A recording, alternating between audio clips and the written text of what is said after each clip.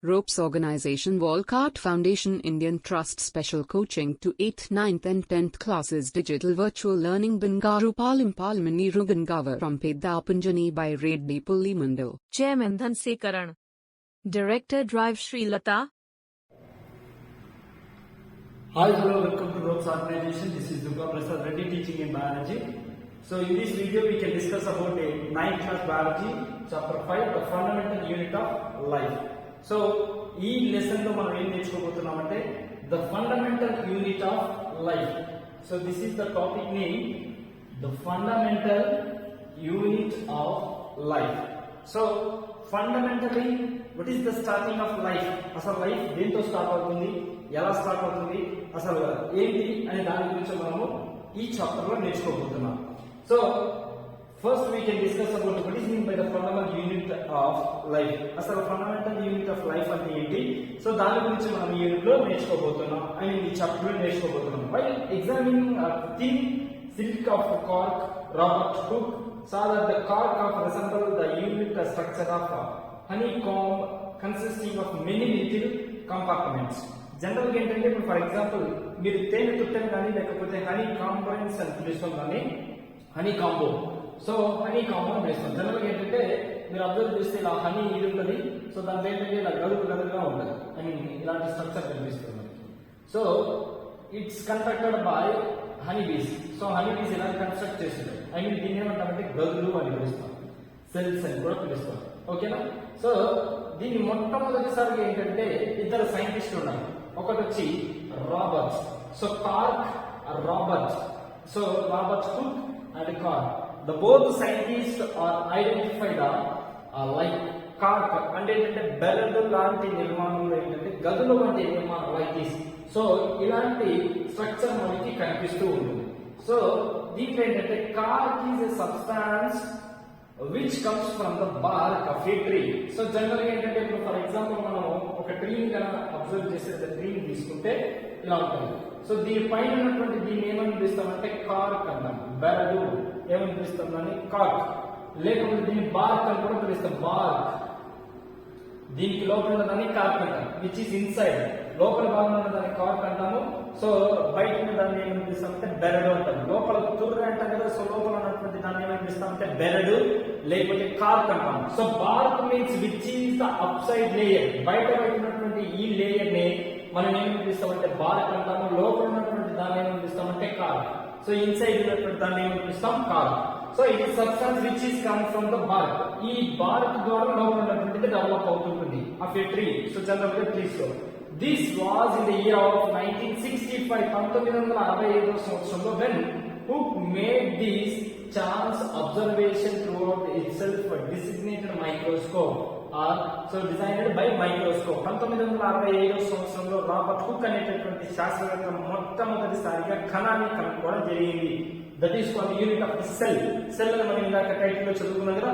So దాన్ని మొట్టమొదటిసారిగా 1965 సంవత్సరంలో హుక్ అనేటటువంటి సైంటిస్ట్ కనుక్కోవడం జరిగింది. Robert hook called these boxes cells.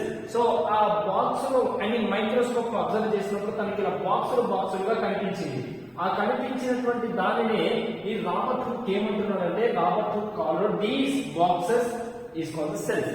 ఈ బాక్స్ ని ఏమని పిలుస్తున్నాడంటే సెల్స్ అంటున్నాడు. Cell is a Latin word for a little room. So cell అంటే జనరల్ ఏంటంటే cell is a Latin word. Latin word cell అంటే ఏంటంటే లిటిల్ రూమ్, చిన్న గది వంటి నిర్మాణాన్ని. కణం లేకపోతే దాన్ని ఏమని పిలుస్తామంటే గది అని పిలుస్తాం. So this may seem to be very small and insufficient incident but is very important to the history of science. ఇది చూడడానికి చాలా చిన్నదిగా ఉంటుంది, ఇన్సఫిషియంట్ గా ఉంటుంది. బట్ ఏంటంటే the history of science it's very important thing. So మన history of science చరిత్రలో తీసుకుంటే విజ్ఞాన శాస్త్రంలో ఈ కణం అనేది చాలా important. This was the very first time someone had observed the living time that someone had observed the living things appear to consist of separate units. So పెరుగుతున్నటువంటి జనాభా కావచ్చు లేదా భూమి మీద నివసిస్తున్నటువంటి ప్రతి జీవి కూడా ఏంటంటే కణం ద్వారా నిర్మితమై ఉంటుంది, కణం ద్వారానే ఏర్పడి ఉంటుంది. So the uses of word is cell. అక్కడ మనం వాడుతున్నటువంటి పదం పేరు ఏంటంటే cell. Being used till the days in biology. ఇప్పటిదాకా కూడా 1965 సంవత్సరం నుండి ఇప్పటిదాకా still today we are using the word is cell.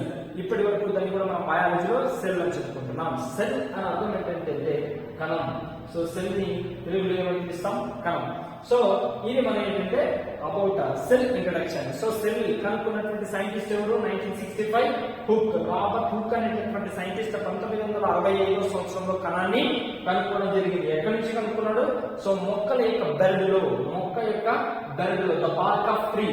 So the bark of tree, this was in the year of 1965, the scientist of Robert Hooke. So the identify or observe the cell. So మొట్టమొదటిసారిగా కనుక్కోవడం జరిగింది. So let us discuss about the what are living organism made up of.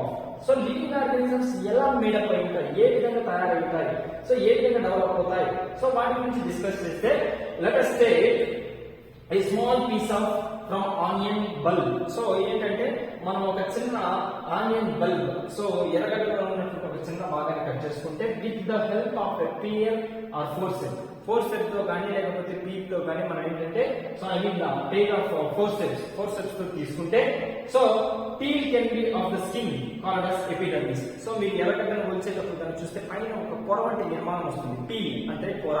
So అది ఏంటంటే దాని microscope లో మనం observe చేస్తే దాన్ని ఏమని చెప్పి ఎపిడర్మిస్. సో దాన్ని ఏమని పిలుస్తాము? బాహ్య త్వచము లేదా ఎపిడర్మిస్ అంటాం. That is called epidermis.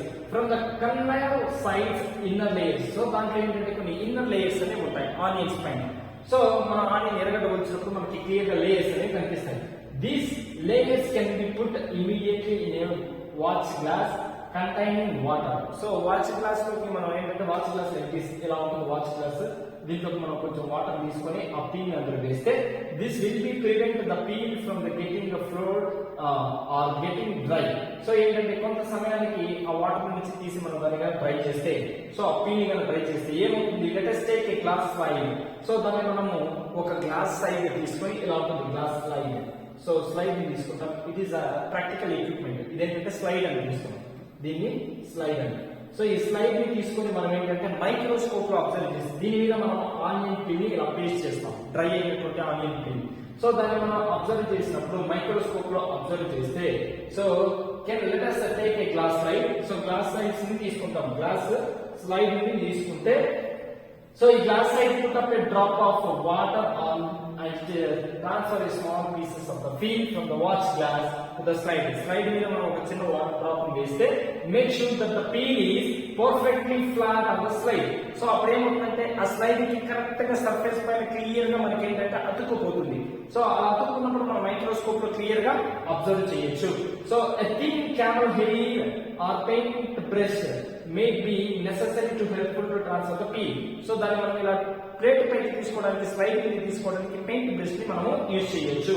Now we put a drop of safranin solution. ఇప్పుడు ఆ స్లైడ్ మనం ఏదైతే స్లైడ్ తీసుకున్నామో దాని మీద మనం ఆనియన్ పీల్ పెట్టాము.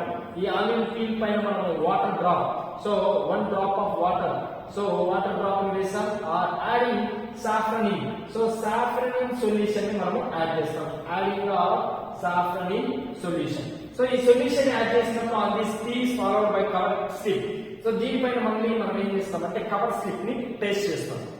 సో కవర్ స్లిప్ ని పేస్ట్ చేస్తే టేక్ కేర్ టు. సో దాని ఏంటంటే చాలా జాగ్రత్తగా కేర్ఫుల్ గా మనం అన్ని తీసుకోవాలి. సో దాన్ని జాగ్రత్తగా తీసుకున్న తర్వాత what we are observing means the avoid of air bubbles. So మనం వాటి లోపల ఉన్నటువంటి ఎయిర్ బబుల్స్ ని క్లియర్ గా రిమూవ్ చేసేయాలి.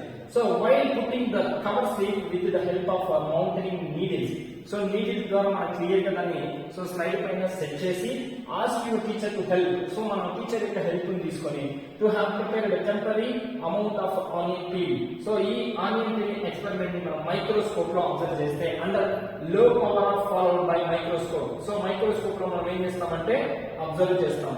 సో ఈ మైక్రోస్కోప్ ద్వారా మనం ఏంటంటే అబ్జర్వ్ చేసినప్పుడు వాటిలో ఉన్నటువంటి సెల్స్ అనేవి మనకి క్లియర్ గా కనిపిస్తాయి. Can you see here this is the picture of microscope. దీన్ని మనం మైక్రోస్కోప్ అంటాం, కాంపౌండ్ మైక్రోస్కోప్ అంటాం. మైక్రోస్కోప్ లో 2 types ఉన్నాయి. సింపుల్ మైక్రోస్కోప్ ఒకటి, కాంపౌండ్ మైక్రోస్కోప్.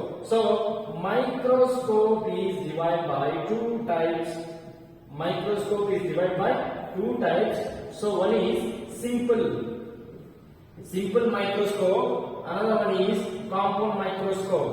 సో మైక్రోస్కోప్ లో ఏంటంటే మనకి 2 టైప్స్ ఉన్నాయి, సింపుల్ మైక్రోస్కోప్ ఒకటి, కాంపౌండ్ మైక్రోస్కోప్ ఒకటి. So simple and compound. So another type is also there, that is called electronic microscope. So దాన్ని ఏమని పిలుస్తామంటే ఎలక్ట్రానిక్ మైక్రోస్కోప్.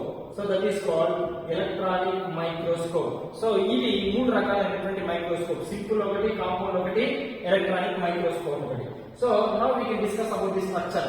సో ఇక్కడ పైన కనిపిస్తుంది చూసారా, సో ఈ పైన కనిపించేటటువంటి దీన్ని ఏమని పిలుస్తామంటే ఐ పీస్ అని పిలుస్తాం. సో దాన్ని ఐ పీస్ మీన్స్ ఏంటంటే మన కంటి ద్వారా చూసేటటువంటి పార్ట్. సో దీన్ని ఐ పీస్ అంటాం. Next this is called body tube. So దాన్ని ఏమని పిలుస్తామంటే బాడీ ట్యూబ్ అంటాం. ఇక్కడ రొటేటెడ్ ఉంటుంది, I mean zooming so Zoom out. So that is called course adjustment. ఏంటంటే మనకి ఆ బాడీ అడ్జస్ట్మెంట్ యూజ్ అవుతుంది. So fine adjustment. So fine adjustment అంటే స్లైడింగ్ కోసం యూజ్ అవుతుంది. నెక్స్ట్ రిమైనింగ్ ఈ పార్ట్ ఏమని పిలుస్తామంటే ఆర్మ్ అంటాం.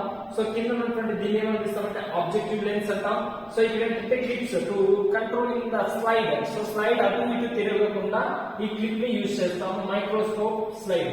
సో దీన్ని ఏమని పిలుస్తామంటే మైక్రోస్కోపిక్ స్లైడ్ అంటాం. సో నెక్స్ట్ కింద ఇక్కడ మిర్రర్ లాగా కనిపిస్తుంది కదా, సో ఈ మిర్రర్ దేనికి యూజ్ అవుతుందంటే టు అట్రాక్షన్ ఆఫ్ లైట్ ని అట్రాక్ట్ చేసి దీని మీద రిఫ్లెక్ట్ చేస్తారు. సో ఇక్కడ ఒకటి ఉంటుంది మిర్రర్ ని కంట్రోల్. సో దీని ఇస్ కాల్డ్ కండెన్సర్. సో దాన్ని ఏమని పిలుస్తామంటే కండెన్సర్ అంటాము.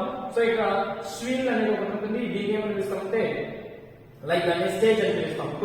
మన స్లైడ్ పెట్టడానికి యూజ్ అయ్యేటటువంటి స్టేజ్. సో దీన్ని ఏమని పిలుస్తామంటే స్టేజ్ అంటాం. నెక్స్ట్ కింద వచ్చేసరికి ఇక్కడ బేస్. సో మైక్రోస్కోప్ మొత్తం కూడా దేని మీద బేస్ అయ్యి ఉంటుందంటే ఈ బేస్ మీద బేస్ అయ్యి ఉంటుంది. So this is the compound microscope. ఇదేంటంటే కాంపౌండ్ యొక్క మైక్రోస్కోప్. సో కాంపౌండ్ మైక్రోస్కోప్ ఎలా ఉంటుంది? సో ఇప్పుడు మనం ఏంటంటే మైక్రోస్కోప్ లో అబ్జర్వ్ చేస్తే what do we observe as look through out the lens. Lens లో మనం అబ్జర్వ్ చేస్తే ఏముంటుందంటే can we draw the structure that we are able to see through out the microscope. Microscope లో మనం క్లియర్ గా చూసినటువంటి దాన్ని డయాగ్రమాటిక్ రిప్రజెంటేషన్ లో చేస్తే ఇలా మనకు కనిపిస్తుంది. So this is the cell of onion peel. So onion peel లో ఎర్రగడ్డ పొట్టులో ఉన్నటువంటి లేదా ఎర్రగడ్డ పొరలో ఉన్నటువంటి కణాలు ఏవేవైతే ఉంటాయో అవి ఇలా కనిపిస్తాయి. So that is the cells of onion peel. So దాన్నే ఆనియన్ పీల్ అంటారు, cells of onion peel. So ఇక్కడ డాట్స్ లాగా కనిపిస్తున్నాయి కదా, వాటిని ఏమంటామంటే ప్రతి సెల్ లో కూడా ఒక న్యూక్లియస్ ఉంటుంది. Each cell carries one nucleus. ప్రతి కణంలో కూడా ఒక కేంద్రకం అనేది ఉంటుంది, that is called nucleus. So వీటిని ఏమని పిలుస్తున్నామంటే సెల్స్ అంటున్నాము. వీటిని ఏమంటున్నాము? Cells. So this is the structure of onion peel. So this is today's topic of 9th class biology, the fundamental unit of cell part 1. So part 1 లో మనం cell అంటే introduction, microscope యొక్క introduction చూసాము. So cell లో మనం observe చేసినటువంటి image, onion peel యొక్క image. So దీనికి సంబంధించినటువంటి నోట్స్ ప్రిపేర్ చేసుకొని ఈ వీడియోని చూడండి. సో ఇందులో మీకు ఏదైనా డౌట్స్ ఉంటే please comment on your comment box. Thank you so much.